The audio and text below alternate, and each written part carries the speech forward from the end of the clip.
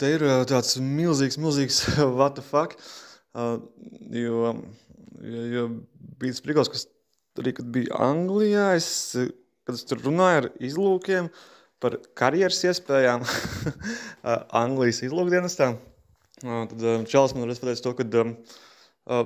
numur viens lieta, kas tev ir tā kā vajadzīga, tā ir izglītība. Ja tev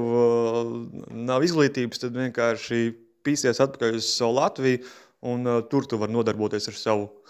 karjeru. Jā, es arī patiesībā piekrītu tam, ka tik svarīgam amatam, kur tev ir jāstrādā tā kā ar citiem cilvēkiem, ka tas pilnīgi tā kā ar viņiem sakonektēts, un tev ir jāpild kaut kāda tā misija, ja, lai visiem būtu labāk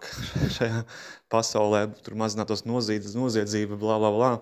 pret terorisms un viss šis pārējais, tad tam cilvēkam ir jābūt izglītotam, nevis kaut kādam šizofrēniķim. Jā, man ir vienkārši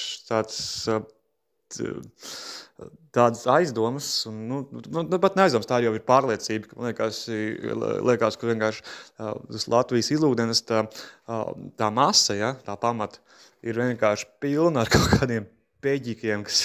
kas ir kaut kādā veidā tur iesūkt iekšā, tur šitiem visiem draudiem, un tad viņi tā kā, davai, ja tu nepiekritīs, tad, davai, nāc šurp, tev jānāk, tu arī pizdāta virnā, un tas ir reāli sūkā.